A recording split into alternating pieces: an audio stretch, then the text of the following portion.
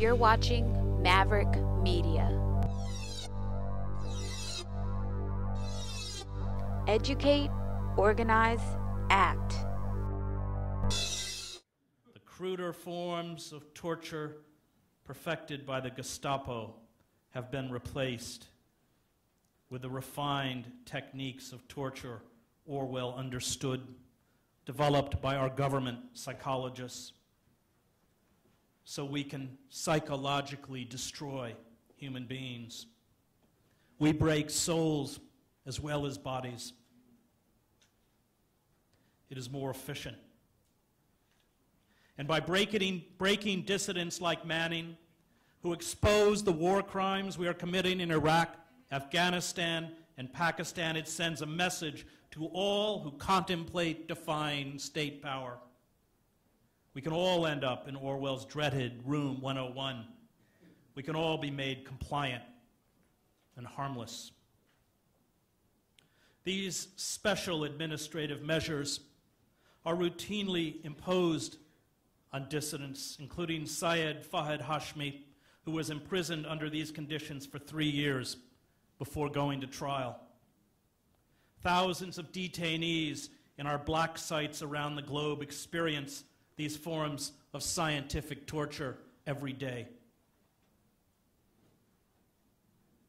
as do those in our maximum security prisons, where the state makes war on perhaps our most politically astute underclass, African Americans.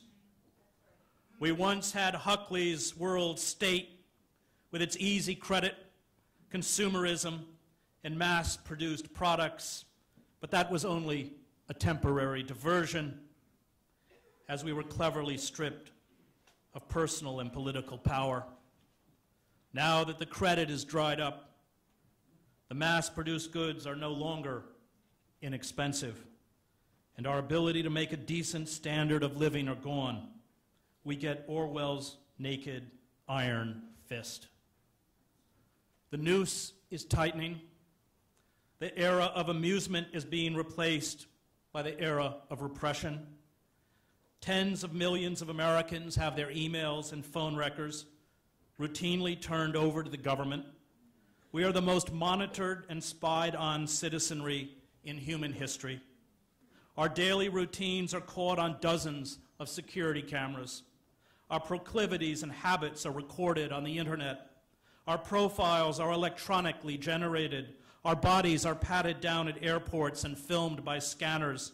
And public service announcements, even car inspection stickers, and public transportation posters constantly urge us to report suspicious activity, for the enemy is everywhere. And those who do not comply with the security dictates of the war on terror, a war which, as Orwell noted, is endless, are silenced.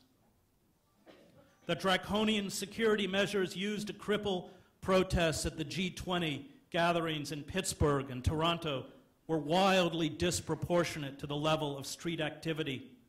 But they sent, like the torture of Manning, a clear message, and it was this: do not try this.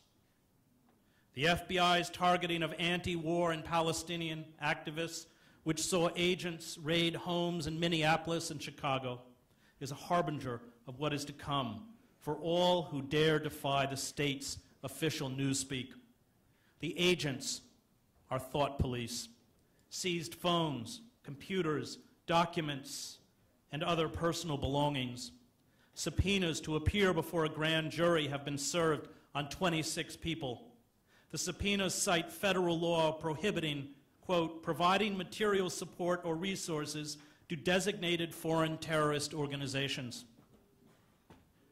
Terror, even for those who have nothing to do with terror, becomes the blunt instrument used by Big Brother to protect us from ourselves. Do you begin to see then what kind of world we are creating, Orwell wrote? It is the exact opposite of the stupid, hedonistic utopias that the old reformers imagined. A world of fear and treachery and torment. A world of trampling and being trampled upon. A world which will grow not less, but more merciless as it refines itself.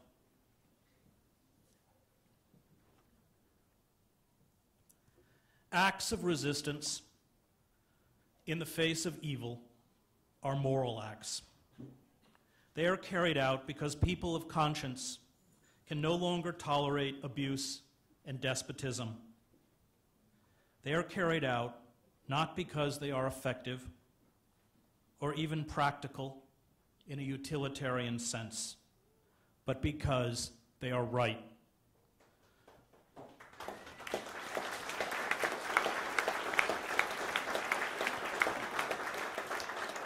Those who begin these acts are few in number. They are dismissed by the cynics who hide their fear behind their worldliness. Resistance at its core is about affirming life in a world dominated by corporate systems of death. And it is the supreme act of faith, the highest form of spirituality. It is time for us to choose whose side we are on, who we will stand with as our civilization unravels, as hunger and suffering, already the norm for half the world's population, becomes familiar to our own underclass. It is time to accept that to live in the fullest sense of the word, to exist as free and independent human beings, means open rebellion and a consistent defiance of all centers of established power, including the Democratic Party.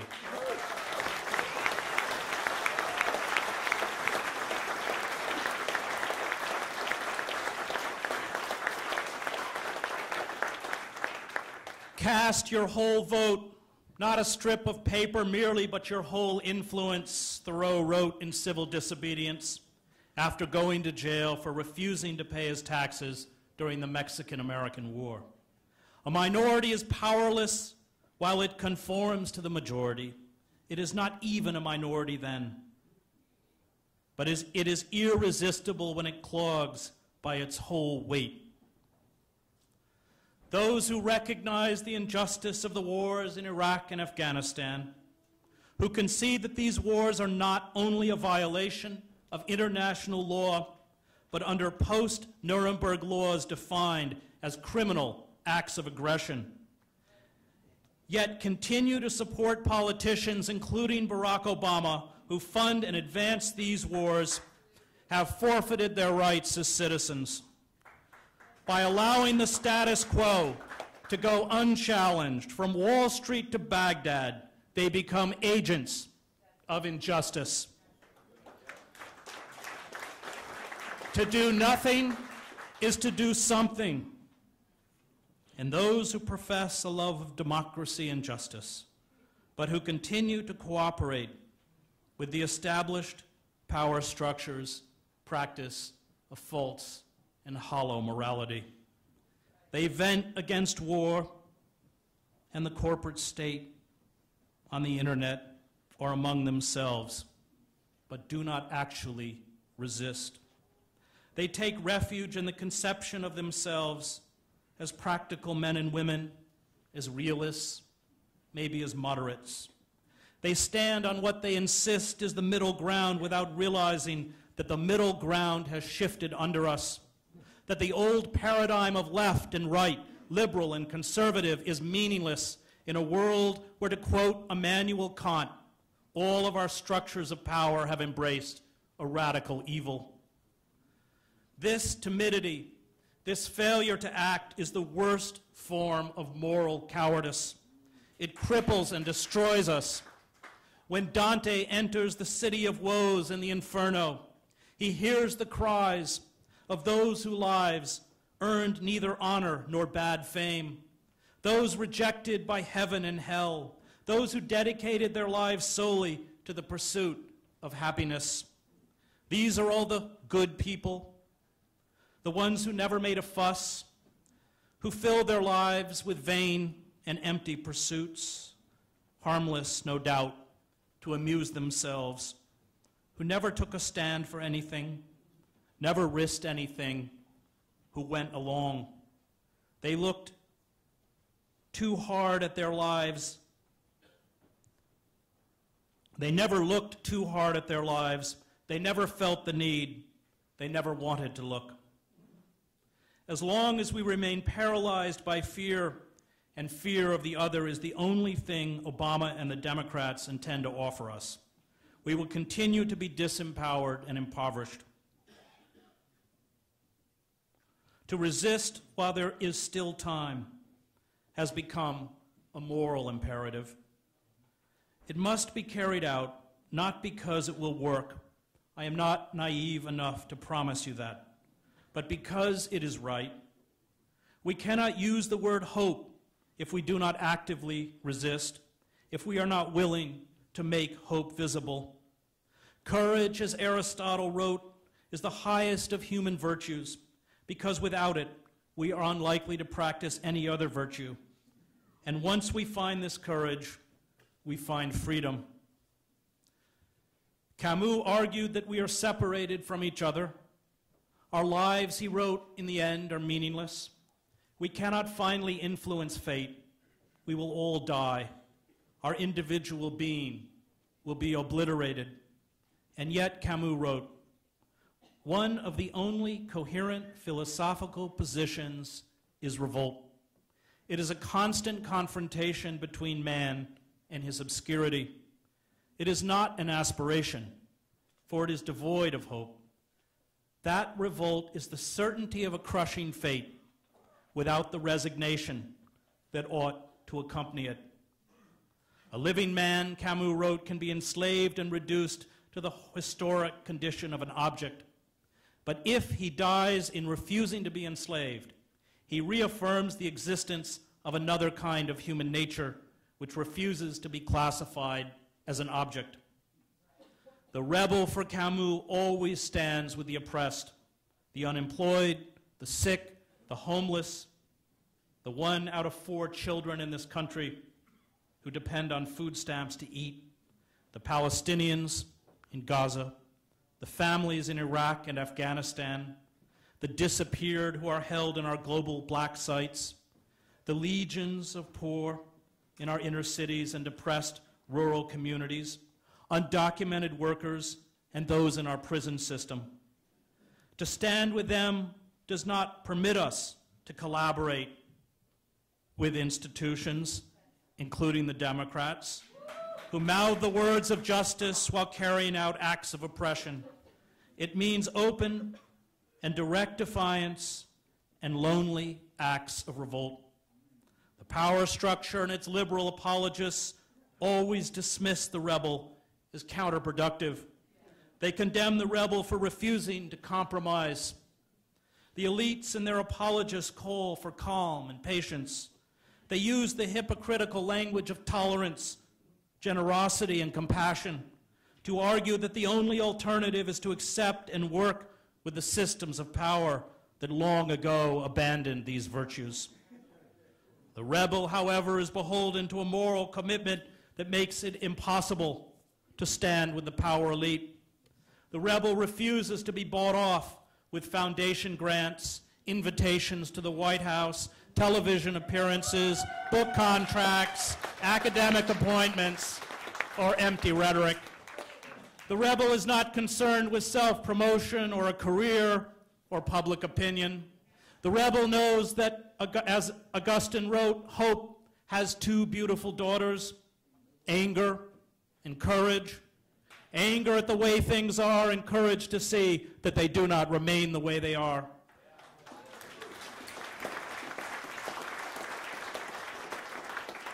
The rebel is aware that virtue is not rewarded. The act of rebellion defines itself. And in these acts of rebellion, especially when they are carried out against monolithic forces of power, we see the greatest of human majesty. You do not become a dissident just because you decide one day to take up this most unusual career, Václav Havel said when he battled the communist regime in Czechoslovakia. You are thrown into it by your personal sense of responsibility, combined with a complex set of external circumstances. You are cast out of the existing structures and placed in a position of conflict with them. It begins as an attempt to do your work well and ends with being branded an enemy of society. The dissident does not operate in the realm of genuine power at all. He is not seeking power. He has no desire for office and does not gather votes. He does not attempt to charm the public. He offers nothing and promises nothing. He can offer, if anything, only his own skin, and he offers it solely because he has no other way of affirming the truth he stands for. His actions simply articulate his dignity as a citizen, regardless of the cost. The capacity to exercise moral autonomy, the capacity to refuse to cooperate, offers us the only route left to personal freedom and a life with meaning. Rebellion is its own justification. And those who come out of the religious left have no quarrel with Camus. Camus is right about the absurdity of existence, right about finding worth in the act of rebellion rather than some bizarre dream of an afterlife or Sunday school fantasy that God rewards the just and the good. O my soul, the ancient Greek poet Pindar wrote, do not aspire to immortal life, but exhaust the limits of the possible. We differ only with Camus in that we have faith that rebellion is not ultimately meaningless. Rebellion allows us to be free and independent human beings, but rebellion also, I believe, chips away, however imperceptibly, at the edifice of the oppressor and sustains the dim flames of hope, empathy, justice, and love. And in moments of profound human despair, these flames are never insignificant. They keep alive the capacity to be human. We must become, as Camus said, so absolutely free that existence is an act of rebellion. And those who do not rebel in our age of totalitarian capitalism, those who convince themselves that there is no alternative to collaboration, commit spiritual and moral suicide. Alexander Herzen, speaking a century ago to a group of anarchists about how to overthrow the Tsar, reminded his listeners that it was not their job to save a dying system, but to replace it. We think we are the doctors, he said. We are the disease. All resistance must recognize that the body politic and global capitalism are dead, and we should stop wasting energy trying to reform or appeal to it. It means turning our energies toward building sustainable communities to weather the coming crisis, since we will be unable to survive and resist without a cooperative effort. It means acceptance that this struggle will outlive us, that all we fight for may be worse when our lives draw to a close. But external reality cannot be the yardstick for how we measure the moral life. Our bankrupt and mediocre power elite is desperately trying to save a system that cannot be saved. More importantly, they are trying to save themselves. All attempts to work within this decayed system and the class of power brokers will prove useless. And resistance must respond to the harsh new reality of a global capitalist order that will cling to power through ever-mounting forms of brutal and overt repression. Once credit dries up for citizens, once massive joblessness creates a permanent and enraged underclass, and the cheap manufactured goods that were the opiates of our consumer culture vanish, we will evolve into a system that I expect more closely resembles classical totalitarianism. Cruder, more violent forms of repression will have to be employed as the softer mechanisms of control, favored by what Sheldon Wolin calls our system of inverted totalitarianism, break down. We cannot allow ourselves to surrender to the dehumanizing ideology of totalitarian capitalism. Acts of resistance which keep alive another narrative, empower others who we may never meet to stand up and carry the flame we pass to them. And I know of what I speak. It was my father's life of defiance, his fight as a Presbyterian minister for racial equality, against war, and finally his outspoken defense of gay rights, positions that sabotaged his career and drove him out of pulpit after pulpit that set every single standard by which I measure my own life. It is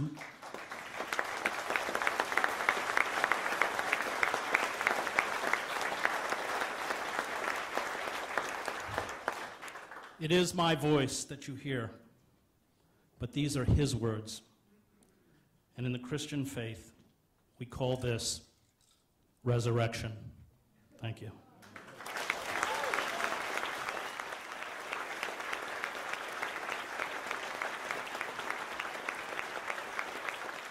What can you do locally to get people organized to rebel against the abuse of government repression? Another question, how does anyone make changes without money? Corporations are the ones with money, for example, Monsanto versus small farmers, private Manning versus the US government. Can you comment on agitation being the only solution? Someone says, so when is the general strike? And then finally, around the whole theme of rebellion, Mr. Hedges, this philosophy of rebellion seems not only to disregard any hope for victory, but require it. The appeal of your speech tonight is a perfect example of Freud's death wish. It's sexy in the same way. What if by some fluke we win? Jared Galbraith. Not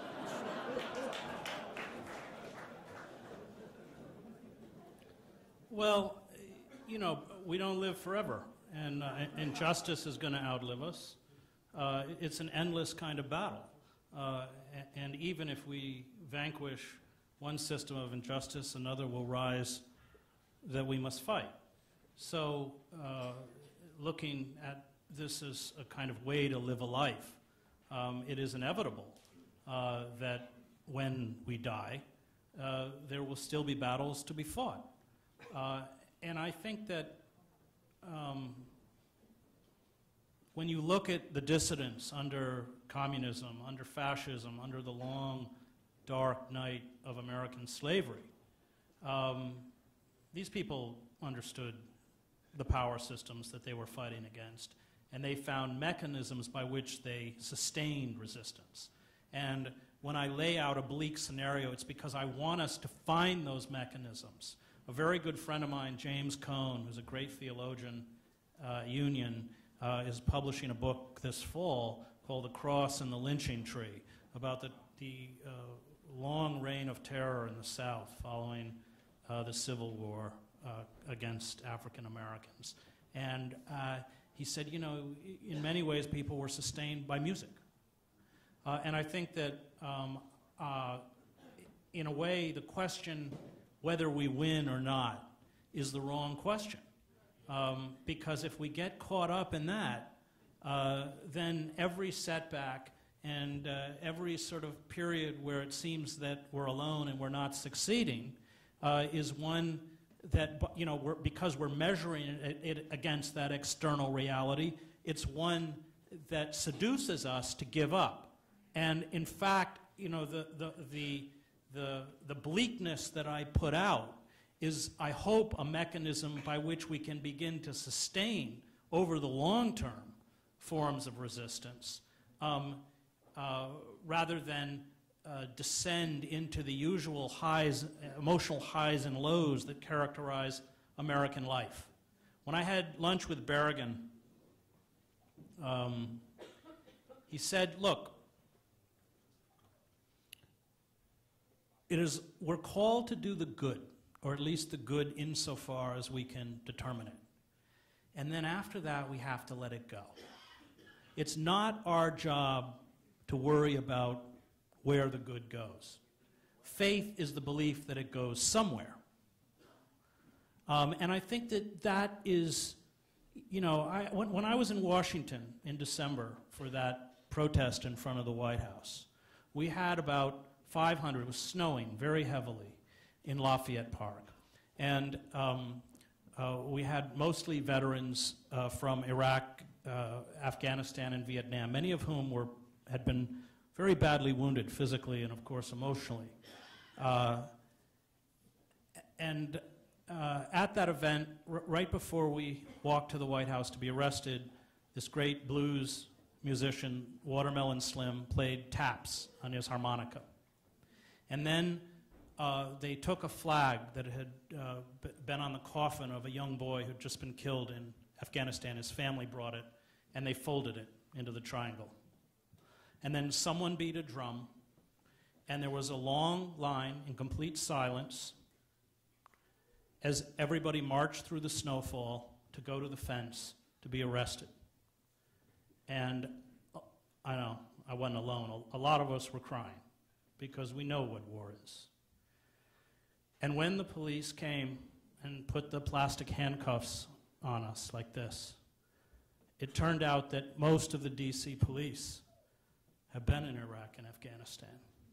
And as they would cuff us and put us in the paddy wagons, they said, keep protesting against this war because it stinks.